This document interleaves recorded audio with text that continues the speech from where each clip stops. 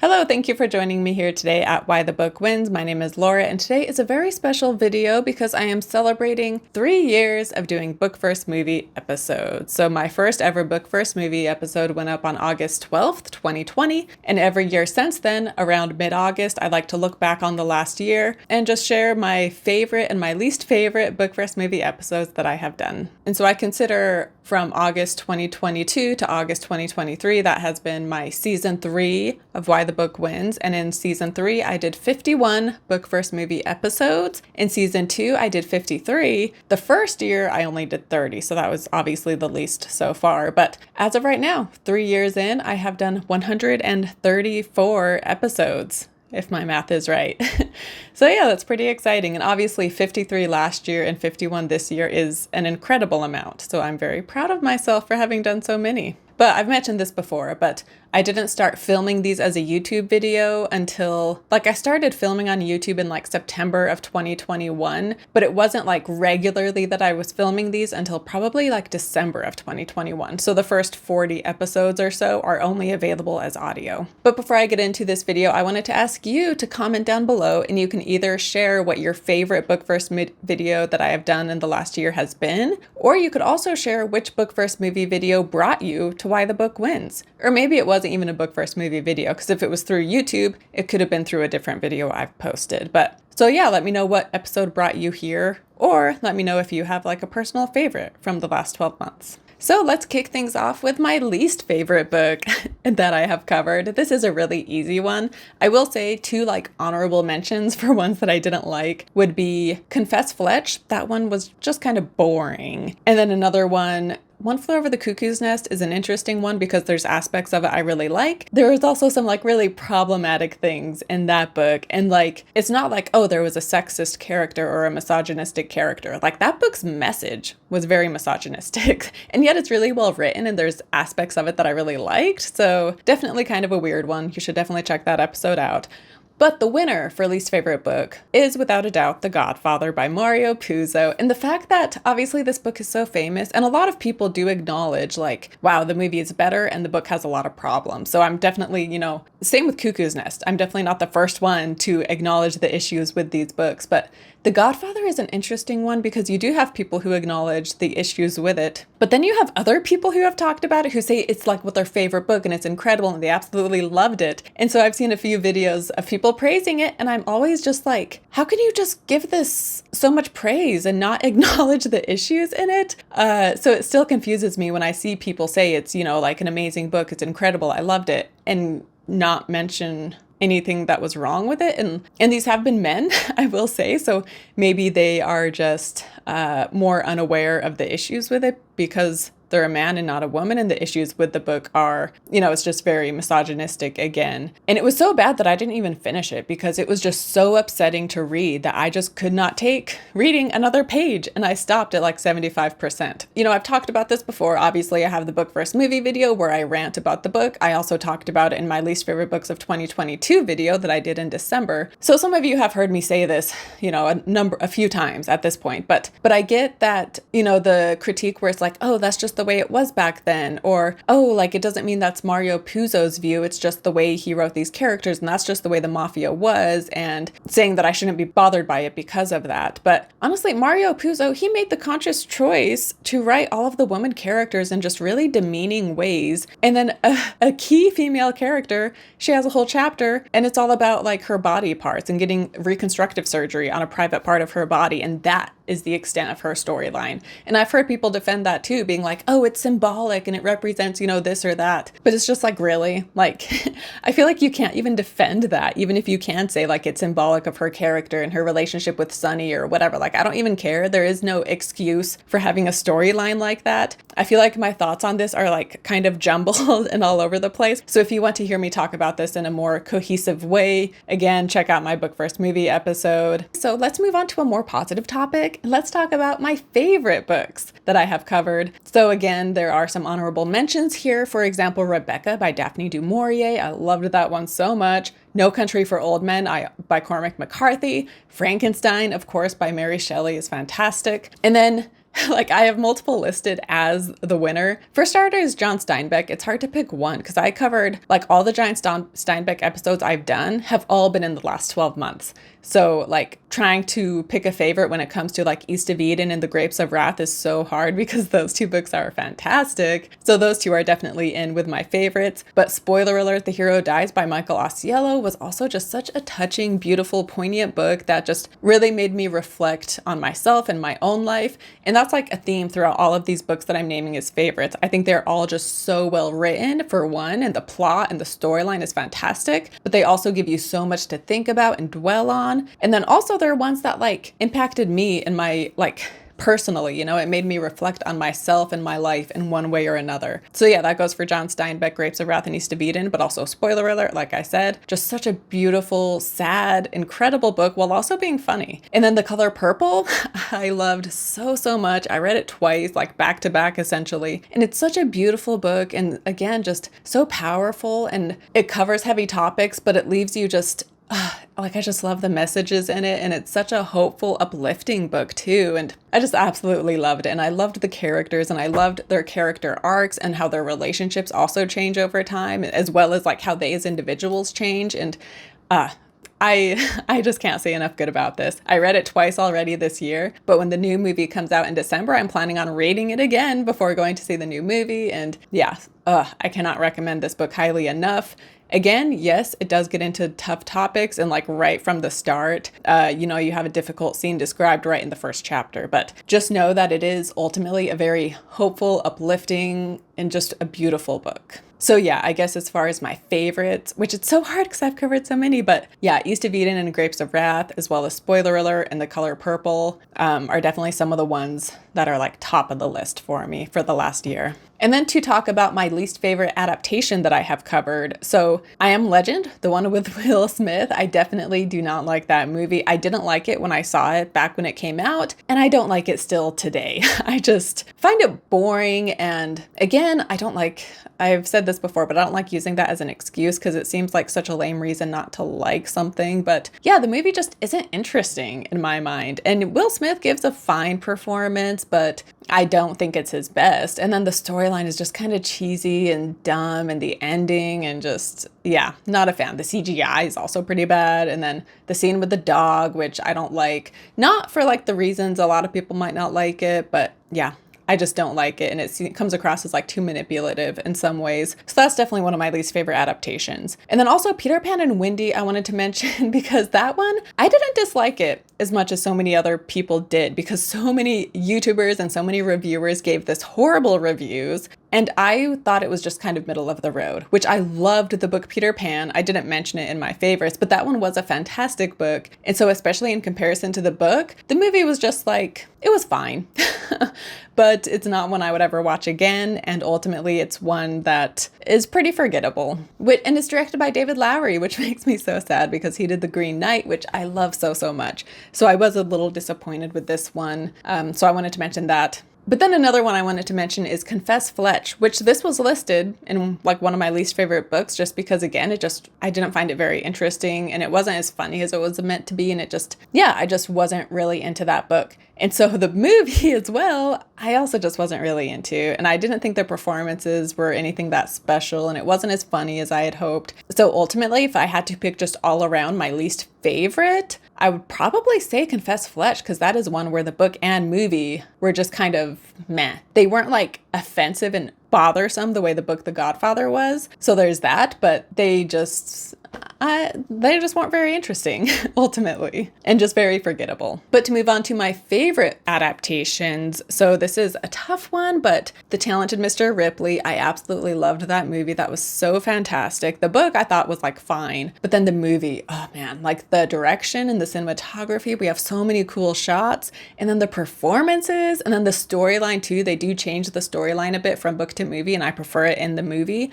And yeah, Matt Damon is incredible. And then, of course, Jude Law and Cate Blanchett and Gwyneth Paltrow. And wow, it is just such an amazing movie, and I loved it so, so much. In fact, next week, since I'm taking the week off of doing a regular Book First movie video, I will be releasing a video where I share my thoughts on all of the Ripley adaptations, because there have been 5 in total. But yeah, this version in particular, I absolutely loved. So amazing.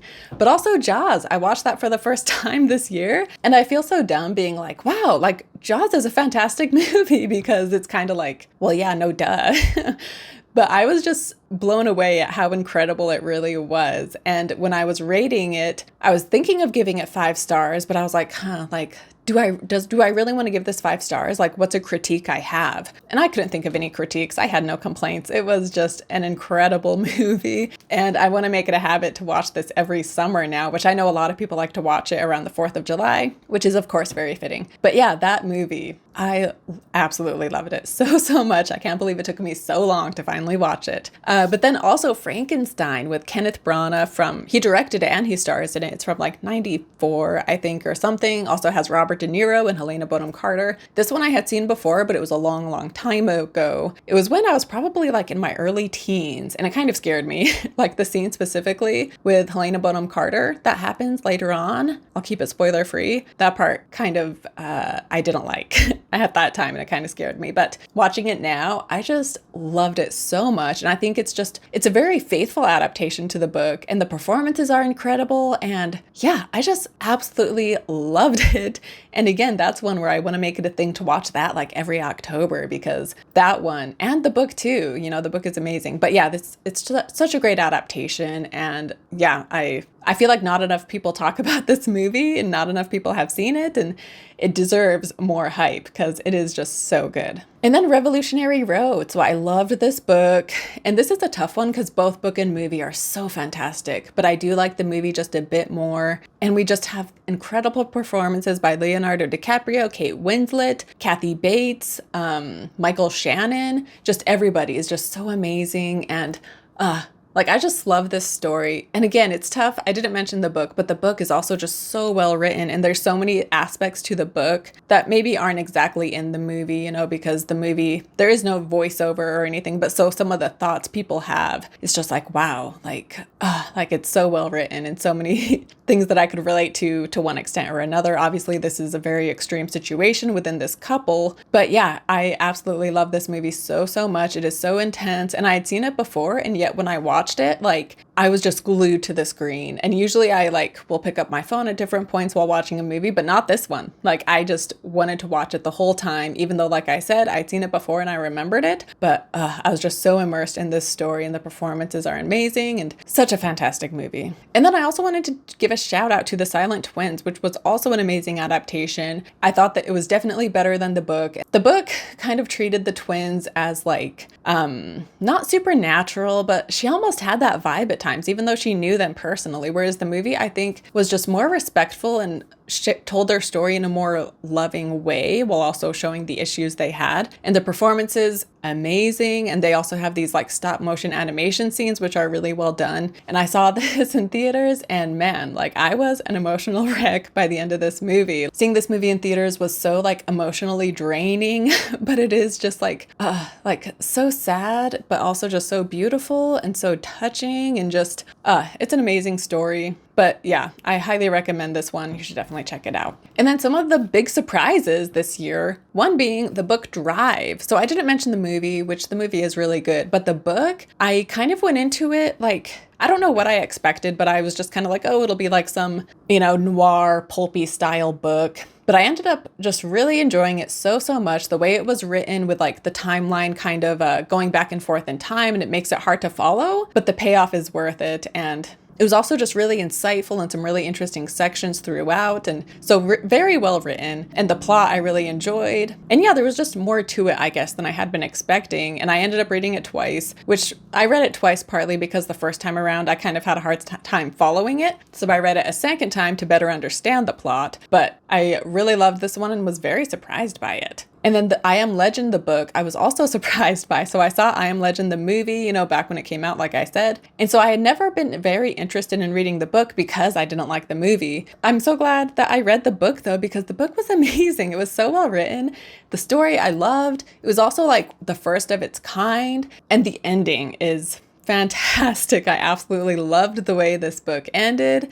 So yeah, I put this off for a long time because of the movie, and I'm so glad that I finally watched it. I'm so glad I finally read it, and it definitely deserves, it has such a legacy, and it was definitely a well-earned legacy in my mind. And then also the movie Blackberry was a pleasant surprise. This one, like I had known about it like months prior. I knew this was in the making, but I kind of was just kind of like, I don't know. I wasn't that interested. But early on, it started getting good reviews. So then it like caught my attention because of the reviews. But even so, even though I knew it had good reviews, I was still just very pleasantly surprised by this one. The performances are incredible and it's very funny, while also just being so suspenseful at times. And it's like these boardroom meetings, these corporate meetings, but you're like on the edge of your seat. And it's also just kind of a crazy story too with BlackBerry, and we all know it's going to end poorly, right? Because no one uses Blackberries anymore, but it still keeps you like on the edge of your seat wanting to know what will happen. So fantastic movie. Highly, highly recommend. So entertaining, and you also learn a lot watching it too. So yeah, that one was another pleasant surprise. And then also I wanted to mention Corner Office, which that book and movie, I really enjoyed them both. I didn't know what to expect going into the book, but it was just very Kafka-esque is a good way to phrase it, because it's surreal while also dealing with jobs and like the corporate world, working in an office.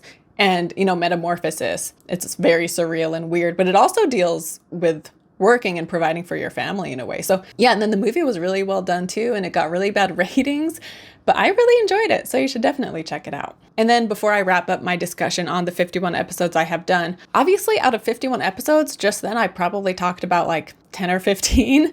So a very small fraction. So to make up for that, I'm going to just scroll through the list of all the episodes I've done just so all of them can get a shout out. And if you see one that you didn't know I covered, it can help bring attention to videos which maybe you will choose to go back and watch. So that is my season 2 wrap up, which you definitely should watch if you have not already. But the first one I released after that was actually Native Son, which I didn't even mention, but that book is amazing. So intense, but so well written. And I should have mentioned that in my favorites because that book is so good. And then I covered 3 different adaptations, so that was really interesting.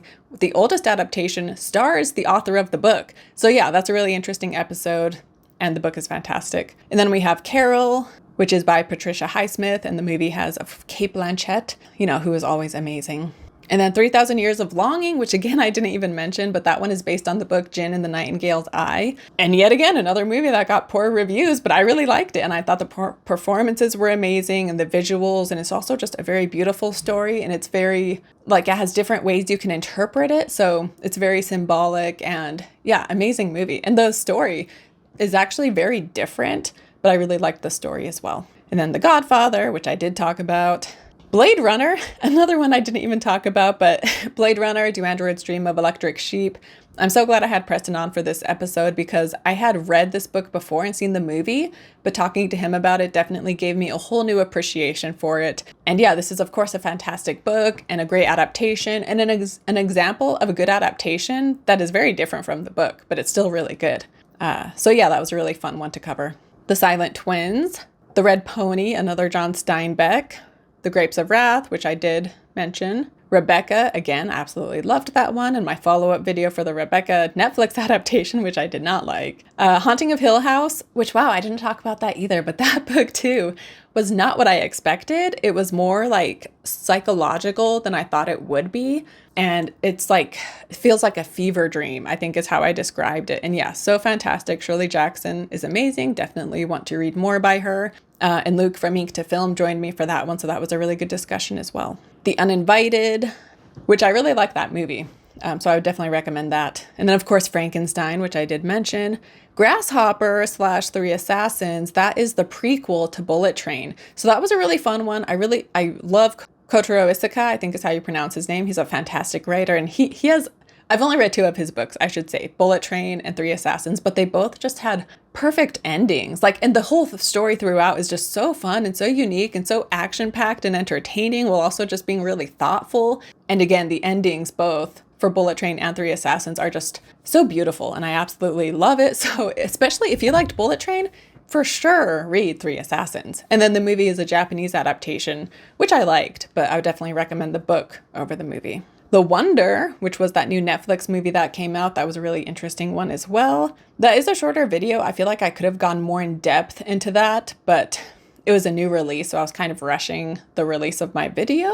But yeah, really good movie, really good book. You should definitely check out my episode if you have not already. All Quiet on the Western Front, another one I didn't even talk about, but my brother joined me for that episode. And yeah, the book and movie are both fantastic. And yeah, I highly recommend both book and movie. Joy Luck Club, another beautiful story. And then The Lion, the Witch, and the Wardrobe, which I was going to cover more of the Narnia books. And I read and watched Prince Caspian, but then I just felt like I had nothing to say, and so it kind of dampened my interest in covering any of the Narnia books. So I started Voyage of the Dawn Treader, but then I didn't even finish it, and I didn't even watch the movie. So yeah, I kind of lost all of my steam when it came to covering the Narnia books. So all I've done is Lion, the Witch, and the Wardrobe. One Flew Over the Cuckoo's Nest, which I did mention. Dreamcatcher, Stephen King. I've definitely done less Stephen King in the last 12 months. But yeah, Dreamcatcher is one I did. I Am Legend. Spoiler alert, the hero dies. Nocturnal Animals, which is based on Tony and Susan. Again, I'm surprised I didn't mention this one because the book is so good. The book and movie are just, again, kind of confusing. And it's one of those that you could just, whether it's the book or the movie, you could just talk about it for so long with other people and try to figure out like what it all means and what do you think it means and how did you interpret that? Well, what about this and what about that character? So there's just so much to get into with that one, and I would highly recommend it. LA Confidential, another one where I had two videos because that plot, the book plot, was so confusing, and I was looking for someone who explained the book plot because I didn't want to have to go through and read it a second time because it's kind of long. But there was no one, I couldn't find anyone online who just explained in depth the plot of the book. So I decided to go through and read the book again, and then I made that video explaining the plot. But yeah, and then the movie is fantastic. I really liked it a lot. So yeah, I would definitely recommend the movie. And I mean, you can watch my video on the book. There's aspects of the book that I just really don't like and were kind of gross, so I'd be hesitant to recommend it to just anybody. But, James Ellroy is obviously a very talented writer, and he came up with a very in-depth story. But anyway, John Carter, Princess of Mars. Yeah, I was surprised how much I enjoyed that one. That was a fun one to watch and read. Elton John, the biopic, Me, his book, his memoir compared to Rocket Man, the biopic. Fantastic. Both of them were so, so good. I loved them so much. His music is amazing. So obviously with the musical, you get to hear the music, which adds something to it. But the book was also fantastic. The Fly, based on the short story, I compared it with the Vincent Price movie. Of Mice and Men, another John Steinbeck. Revolutionary Road, which I've talked about. The Color Purple, I love. Shawshank Redemption, a very popular movie. So that was an interesting one to do. East of Eden. One True Loves. I really liked that one too. It made me want to read more of Taylor Jenkins Reid. The Mist, that movie. As you see in the thumbnail, that ending. Wow. I don't even know what to say. But anyway. Peter Pan. Are You There, God? It's Me, Margaret. I love that movie. I would definitely recommend it. Talented Mr. Ripley. Blackberry. The Birds, which is of course very famous, iconic. Drive. I did mention that one. Confess Fletch. No Country for Old Men, The Pale Blue Eye, which another one Preston joined me for. He was on for 3 episodes, so it's always fun having him on. We have such great conversations. The Perfect Find, Sisterhood of the Traveling Pants, I didn't mention, but I loved reading the Sisterhood of the Traveling Pants series this summer. They were just so fantastic, and I absolutely love them. And that first adaptation is really good. Ella Enchanted. Again, that was a fun one. I really like the movie personally. People who love the book sometimes have strong feelings against the movie with Ella Enchanted, but I personally really like the movie. And then Stronger, another one, very intense, is the true story of the Boston Marathon bombing survivor. But yeah, really good book and fantastic movie. And then I covered the sequel movie, Sisterhood of the Traveling Pants, Jaws, How Stella Got Her Groove Back, and then Corner Office. And then Mary Poppins is the most recent one I did, which, I didn't love it, but it was a fun one to talk about. That is all of the 51 episodes I have done. And now just to go over some statistics, which I think are fun. By the way, you can skip around in the timeline if you don't care about this part, but my most popular videos on YouTube, number 3 is Corner Office, which is a very new release. I just barely uploaded that video, and yet it has done so well on YouTube, so it already outranked so many others. So yeah, Corner Office is number 3. The Silent Twins is number 2, and then 3,000 Years of Longing is number 1. So 3,000 Years of Longing and The Silent Twins I released within like a month of each other, and then those two have just done so well over time. So that was always a pleasant surprise when it's just a gradual increase. Whereas Corner Office, that one has been pretty instant the way it's done so well. But yeah, it's always exciting to see a video just really take off. It feels good. So that was exciting with all 3 of those. But then with my podcast, the top 3 podcast episodes are different. So number 3 is Blade Runner. Number 2, Revolutionary Road, which that one really surprised me that it was my number 2 most listened to episode. And then number 1 is All Quiet on the Western Front, which All Quiet was number 3 as far as video popularity, but Corner Office beat it out. But yeah, All Quiet, my brother and I had such a great conversation about that one, so you should definitely check out that video. And then as far as what countries I am most popular in, so we have Canada is number 3, United Kingdom is number 2, and the United States of America is number 1. So they're all English-speaking countries, and it's not surprising that USA, of course, is number 1 since I live in the US, but yeah, so no surprises there. But the top cities in America, number 3 is Oregon, number 2, Wisconsin, and number 1, Virginia. So yeah, that's kind of a random assortment of cities, although also Ohio technically is number 1. But if you live in Columbus, Ohio, and you listen to my podcast a lot, let me know, because part of me thinks there's something fishy with that one. The statistics of people who listen in Ohio, because it'll be like, there's one day where randomly, like every single episode of mine, it says it's gotten played by someone in Ohio. And who in Columbus is playing every single episode, right? Like nobody does that. So I think there's like something odd about that. And I don't know if it's some like AI competitor or I don't even know. I maybe have my theories, but I don't think it is a legitimate person who is actually listening. But again, if you're in Columbus, Ohio, and if you know that my podcast is super popular there, comment and let me know that it is for real. But I personally think there's something weird about that. And so I don't trust that Ohio is actually number 1. I think there's something fishy going on. But anyway. So yeah, those are the statistics. And then to move on, I wanted to talk about just my plans for the future of Why the Book Wins. And there is a big channel update, or a big update for Why the Book Wins, not necessarily the YouTube channel, but I will no longer be uploading my episodes as a podcast. So I apologize to people who do listen to it as a podcast, but I have decided to stop pay for podcast hosting because I just want to cut costs, and most of my audience is through YouTube. And so yeah, ultimately, like I said, I'm just trying to cut costs. And so the podcast is what I have decided to let go of. So I'm going to stop pay for hosting at some point. So this will be the last episode I ever upload as a podcast. And then after that, you won't be seeing any, even though there will be new content on my blog and new content on my YouTube channel. You just won't see it reflected on the podcast app. But eventually, when the hosting laps, I'm pretty sure my podcast will just disappear entirely. So I'm kind of sad about that, where just like if every episode, I mean, I have it on my laptop, of course, I have backup, but as far as my podcast just disappearing forever, it does make me sad, but my blog will continue and my YouTube channel will continue. And yeah, to those, like I said, who listen to it as a podcast, I apologize, but I'm just not making enough money to pay for all of the subscriptions and things I have going on. And so the podcast is what has to go.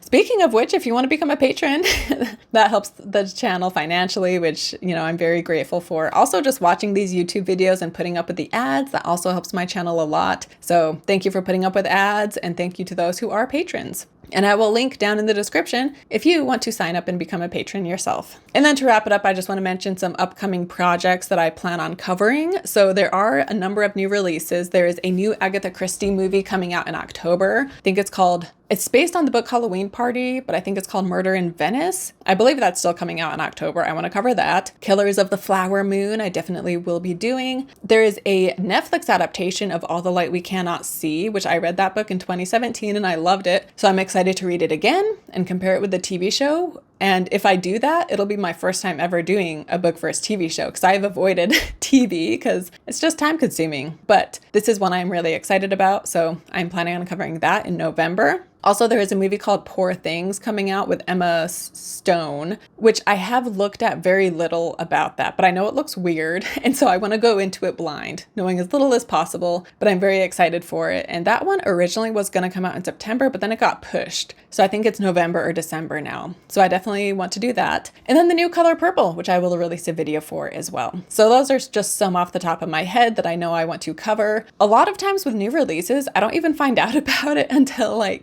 pretty close to the release date. So then I scramble and read the book and then I release the video. So a lot of them just happen spur of the moment. So there's a lot I haven't mentioned here that I'm sure I will cover down the road once I find out about them. And yeah, that wraps it up for my season 3 wrap up. Thank you so much for watching. Thank you so much for supporting my channel, for subscribing, for sharing it with others, for commenting. All of these things, help my channel grow and help it be seen in the algorithm. And those who have shared my podcast, I appreciate that too. And thank you to those who have joined me for an episode this year. Luke from Ink to Film, like I mentioned, as well as my brother Joseph, as well as my brother-in-law Preston. So thank you to all of my guests. And I'm sure I will have guests in the upcoming year as well. So that's always fun. It's a nice way to switch it up, to have someone else to talk to on the show. But yeah, comment what your least favorites were. Comment what video brought you to Why the Book Wins. And again, just thank you so much for watching, and thank you so much for supporting this channel. And yeah, this has been just so much fun, and I'm so excited to go into my 4th year, which is kind of crazy when I think about how it's been 3 years now and the time has just flown by. And yeah, I'm excited about all the potential Book First Maybe episodes that await in the next 12 months. And before I close out, if you have not watched my season 2 wrap up, go ahead and check that out. I will link to it here, and you can go ahead and click on that, and you can find out what my favorites had been from season 2. And thank you so much for watching, and I will see you next time. Bye.